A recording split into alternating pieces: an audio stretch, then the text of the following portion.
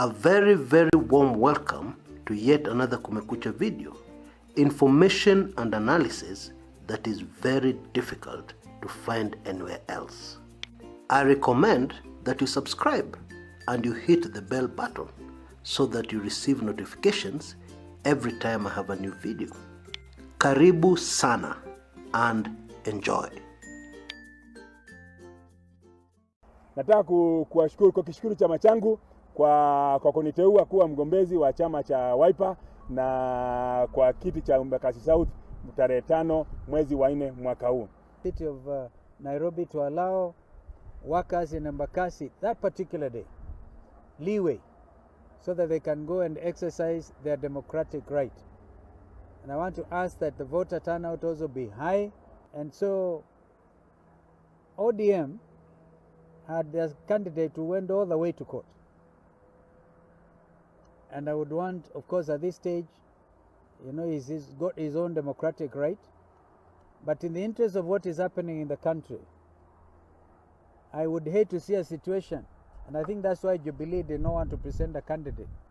Wakati kila mtu anasema tuwe na handshake proper, hata iwe handshake, itakuwa ni mambo ya ajabu kama mimi, ndugu Raila na President Uhuru tungekutana kule na kuanza kubishana na Weta na Mudavadi.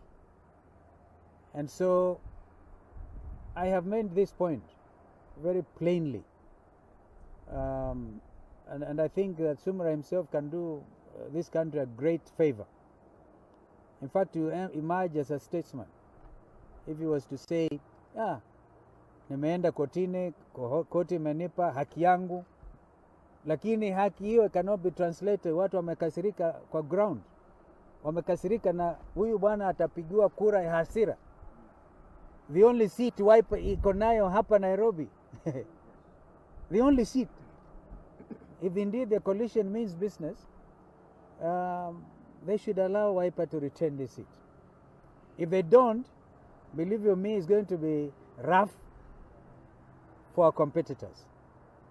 I can assure you. And it's going to be overwhelming. I've repeated that. So I'll continue to engage my brother Raila if it is possible. Yeah. And we'll see what happens. We are senior lawyers and we know we have to respect those decisions. But let's move on. Yeah. Just like if I tell you the people of Machakos were deeply disappointed. They expected a by-election. Everybody knows what happened in Machakos. But we have to move on. Do not be surprised that I've started with that clip of Wiper leader Kalonzo Musyoka in a video analyzing a meeting between Kivutha Kibwana and His Excellency Raila Odinga. Do not be surprised because in my view, the two are linked. So let's break it down so that we understand exactly and precisely why the two are linked. Now, the first thing that we must appreciate and realize is that this meeting was at Raila Odinga's home in Karen and on a Sunday. Yeah, all the more reason why it should have been kept secret. There was no reason of calling the press. There was no reason of Raila revealing, in his on social media that actually he had met Kivutha Kibwana. And so to read this situation correctly as an analyst, the right question to ask is not what were they discussing. The right question to ask is in fact, why was it made public? Politicians right across the political divide have discussions all the time. Secret and confidential discussions. The media never knows about it. We never get to hear about those meetings, let alone what was discussed. And so, I urge you not to be fooled. Because the new style of Kenyan politics is for two politicians to meet and get publicity over it. The new style of Kenyan politics is for politicians to meet and shake hands in front of flashing press cameras and rolling TV cameras. And there's always a political objective. And I can assure you that there's no difference here. Yeah, there's nothing new here. Except that we have to figure out why. And to understand this, we have to go back in time to a date, January 30th, 2018. Indeed, we recently marked the first year anniversary since the swearing in of Raila Odinga as the people's president. Now, the reason why that day was significant in relation to our current analysis is that the relationship between Raila Odinga and Kalonzo Musyoka has never been the same since that date. Wiper Senator Mutula Kilonzo Jr. sensationally revealed to us that actually Kalonzo Musyoka and company were hiding somewhere, cowering, somewhere along Gong Road. And they were doing this as Raila Odinga risked his life, being sworn in at Uhuru Park. Now, bear in mind the fact that the swearing in of Raila Odinga at that point had already been postponed twice. And the other principals in NASA, Moses Wetangula, Kalonzo Musyoka, and Musalia Mudavadi, had suggested, were unanimously for postponing the swearing in yet again. According to them, they did not see any purpose, any significance. There was no point. But the people of Kenya were very determined to swear in their president, Raila Odinga. Now, what actually happened on that day has remained a mystery to many Kenyans. So today, let me give you a bit of inside information as to what was happening behind the scenes. All the principals were against the swearing in, except for Raila Odinga. Raila Odinga understood the political significance. The rest of the principals understood the dangers. And James Orengo and Miguna understood the legal implications. And that is why the wording was very carefully crafted, so that in case anybody wanted to take anybody to court later, they would have zero evidence. They would have no legal grounds to prosecute somebody for anything. Let me just leave it at that. But Raila Odinga had another very serious problem. As I revealed, in early 2017, one of the NASA principals was actually a mole for Jubilee. This individual from Western Kenya was working very closely with the Jubilee High Command.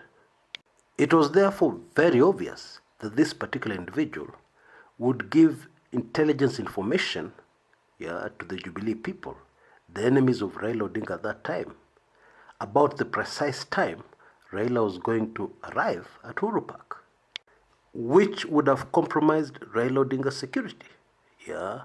And therefore, there was a very good reason for Raila Odinga not to inform some people about his precise movements and precise arrival time.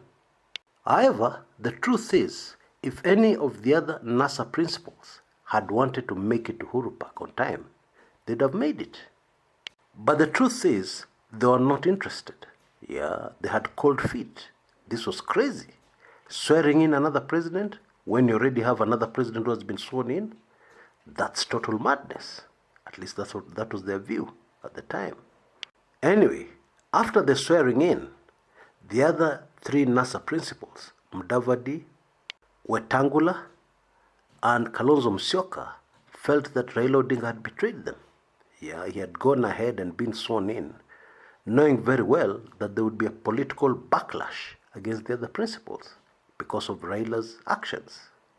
Raila's camp, on the other hand, felt that the other principals were cowards, not fit to be in the leadership of Kenya, not fit and not brave enough to be at the forefront for a fight for a better Kenya. The Raila Odinga camp felt that people like Kalonzo Musyoka were used to having it easy. They wanted shortcuts. What these other three principals wanted was to ride on Raila Odinga's popularity countrywide to become president. What people like Kalonzo Musyoka were banking on was Raila making another Tosha statement, Yeah, they wanted Raila to go to Uhuru Park and say Kalonzo Tosha, the way he did for Mwai Kibaki. And Mwai Kibaki ended up being president, easily.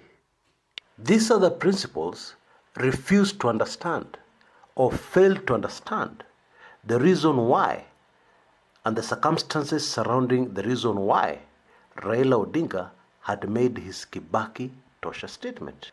It was not because Raila had suddenly fallen in love with Mwai Kibaki. No.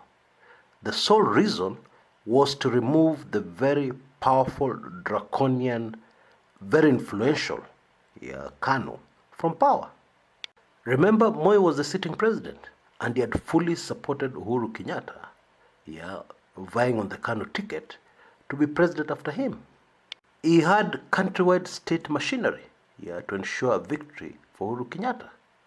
And the only way to defeat Moi was to ensure that the opposition candidate had a landslide victory. Now, Moi is the founder of the rigging of presidential elections in Kenya. He's the one who came up, crafted the very first rigging when he rigged himself back into power in the first ever multi-party presidential elections in 1992. And he had repeated the same in 1997. And Raila realized, without the vote of the House of Mumbi, a substantial amount of it at least, it would be possible for Moi to rig the elections yet again in favor of Uhuru. And so with this single Kibaki Tosha statement at Uhuru Park, Raila Odinga removed tribalism from those presidential elections. And that was a game changer, because I think you realize that all presidential elections in Kenya have been rigged by using tribalism. The day we will remove tribalism from our presidential elections, we will frustrate fiddling of votes, presidential votes. We will frustrate rigging. Anyway, back to what we're discussing today. Now, what happened after January 30th, 2018, is that the three principals started scheming against Raila Odinga. Some people in the Raila Odinga camp were livid, and they tried to bring out this annoyance publicly. And the truth is, Raila Odinga had a very hard time trying to cool them down, telling them that this is politics. You think before you act. You don't act with your heart. You don't put emotions into it. Sit down and think clearly first. And the truth is, Raila Odinga was not totally successful in cooling down his camp. Because you'll remember, when Moses Wetangula was removed as minority leader in the Senate, Raila Odinga made a very passionate plea to the senators to keep Moses Wetangula, to stop this move that they had started to remove him. But the senators ignored Raila.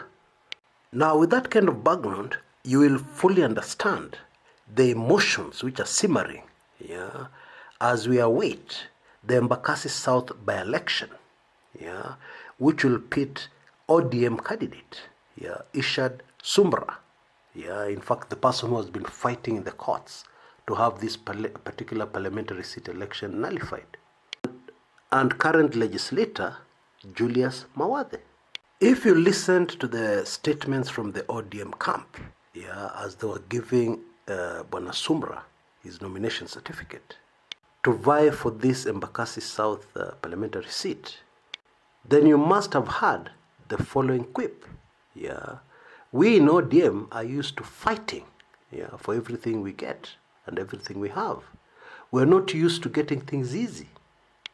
That was a direct bab at Kalonzo Musyoka for wanting the presidency on a silver platter. And what ODM was saying is that this habit, because habits die hard, this habit had extended to a parliamentary seat where the Wiper Party now wanted their candidate, Sumra, to step down in favor of Julius Mawathe of Wiper. The long and short of what I'm trying to say is that Raila Odinga has been forced into a contest he would rather have avoided. Because what these raw emotions simmering, which have been simmering for a long time, what they have done is to create the perception that the Embakasi South by-election will be a contest between the ODM party and the Wiper party. Now, the truth is, there is no way you can compare the Orange Democratic Movement to the Wiper party. No way. ODM have countrywide support. The Wiper party at the moment is struggling to consolidate its position as the Ukambani party, as the king of politics in Ukambani. That is why, in my view, if Kalonzo Musyoka was wise, he'd have completely ignored the Embakasi South seat and focused on first of all consolidating his support within the Ukambani region. He'd have focused first of all on dealing with his opponents in Ukambani, before trying to stick out his neck in a Nairobi seat. However, having said that, and knowing Kalonzo Musyoka politics, the man could not resist this opportunity of defeating Raila Odinga in Nairobi, and therefore creating the perception that he is on the same level as Raila Odinga. Now, what has complicated matters further is the fact that the Ruto camp want to use the Embakasi South seat to hit back at Raila Odinga, and at the same time use the same opportunity for Ruto to get a better foothold in the Ukambani region as far as his 2022 presidential bid is concerned. Politically, what this does is to set the stage for a Ruto-Kalonzo alliance going into the future. Because these two politicians now have a common enemy that they must deal with politically. And therefore, Sunday's meeting being publicized is important for perception. And as I've always said, perception is key in politics. So, what perception is being created here? The perception that Raila Odinga, in fact, has a foothold in Ukambani, with or without Kalonzo Musyoka. It is to create the perception amongst voters, very important, that those in Ukambani who are for progressive politics, development politics, as championed by Kivutha Kibwana, the governor of Makueni, Charity Ngilu, the governor of Kitui, and Machakos governor Alfred Mutua, can bank on Raila Odinga for national support, as opposed to Kalonzo Musyoka and his politics of patronage, which will not help the people on the ground. The events of Sunday are a very clear sign that His Excellency Raila Odinga, whether he comes out publicly or whether he operates chini ya maji, behind the scenes, will be very heavily involved in the Embakasi South by-election. In other words, wait for this one, the Embakasi South by-election will be a warm-up match between Raila Odinga and William Samoei Ruto. Folks, 5th of April, and soon after that, because that's when the by-election for Embakasi South is slated for, that day, to put it in a Kenyan way, is going to be Kivumbi. Translation, there'll be a lot of dust as two major bulls in Kenya seize each other, and there can only be one winner. And the results of those elections are unpredictable. I say unpredictable because going by what happened on 8th August 2017, when it was too close to call, one would naturally expect that April 5th will be even closer to call. It will be very difficult to predict who wins. Now, it is also of great interest for us to analyze and discover why Bwana Julius Mawathe managed to make such significant inroads into Embakasi South. So much so that he was able to unseat Bwana Subra, who was already a popular legislator in that particular constituency. He was indeed the sitting MP as Embakasi South voters went in for the election on August 8th, 2017. Now, Mawathe's secret weapon is a tribal card. Now, if you want proof that what I'm telling you is correct, go over to Machakos and then jump into a matatu, headed for Nairobi. You will pass Athi River, you will pass a place called Mlolongo, and then suddenly you will hear several people in the matatu saying, Mbumie Cabanas. Mwa, mbumie bau, mwa, mbumie bau. Now that is Kamba for drop me at Cabanas. Cabanas is the city Cabanas stage, and that is where members of the Wakwitu community normally disembark to walk or take a motorbike or take a matatu to their residence in places like Kwaruben. These are the particular words within Embakasi South. Kwaruben, Mukuru Kwaruben, Mukuru Kwanjenga, Kware, Pipeline, and Imara Daima. Mukuru Kwanjenga and Mukuru Kwaruben are two major slum areas where workers in industrial area mostly live. Okay, and these people have a sizable population from the Akamba community. But what will complicate matters further is that normally by-elections have a low turnout, and more so when they're held on a weekday, because April 5th will be a Friday, a working day. Now, you can appeal to employers all you want, but the fact is, most of the voters in this constituency are not employed. They are paid daily or weekly, and they live from hand to mouth. Therefore, missing a day at work means going hungry for very many of them. Therefore, you can be sure that there's going to be a low turnout. And to make this expected by-election even more exciting, a further spanner has been thrown into the works. A third candidate has joined the race, and her name is Angela Mwikali. Asi Nikiveti. That is a Kamba for it's a woman. Now, the truth is, historically, slum areas have a very poor record for voting for women. Women are the ones who run the economies in slum areas. They're very important people in any slum area. Still, voters in Kenyan slum areas have always ignored women and voted for the men. However, in the case of Embakasi South, and bearing in mind that Angela Mwikali hails from the Wakwitu community, she's a Kamba, this may complicate things further for Bwana Mawathe, especially because the Kamba community in particular have no problem being led by women.